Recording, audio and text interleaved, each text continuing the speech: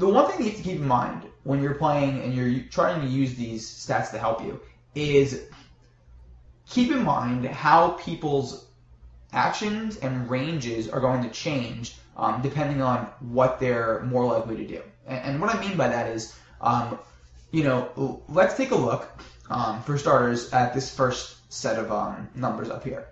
This person, we have 133 hands, and that's not the biggest sample in the world, but when you're playing an NTT, it generally can give you a good enough idea of roughly how someone's going to be playing. And a lot of times, even if you don't have a really big sample, you can pick out some things about, tendencies in someone's game, and I'm going to get into that a little bit too.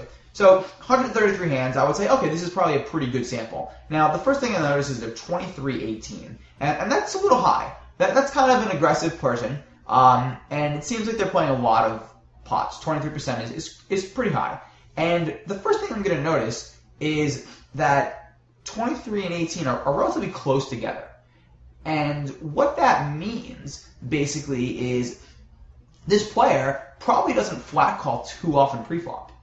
And they're probably more likely to come into a pot with a raise rather than just call. So what I would take, the first thing I would say is, this person probably doesn't defend their blinds that wide. And that's one thing that can help us with a range. For example, if we raise from a late position and this player calls us out of the blinds, they're probably not going to show up with like king 6 suited, king 7 suited, that kind of stuff that a lot of players would flat. And what this tells me is this person is probably a relatively good player, a relatively aggressive, fundamentally good player.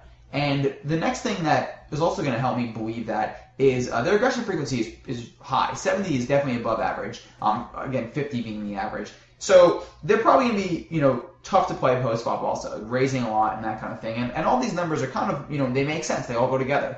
He's playing a lot of pots. He's raising a lot of pots. His aggression frequency is high. And it would also make sense then that his 3-bet percentage is pretty high. And again, 8 is, it's a pretty high 3-bet percentage. One thing that is going to give you a pretty good idea is, if we just open Poker Stove, we can take a look at, just what does 8% of hands look like?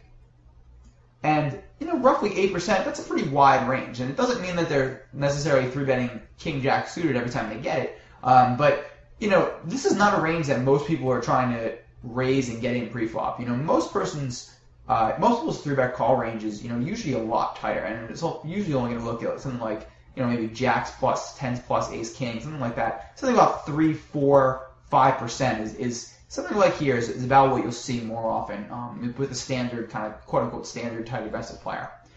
So looking at these ranges can give us a good idea. And again, 23-18, well, what exactly does 18% look like?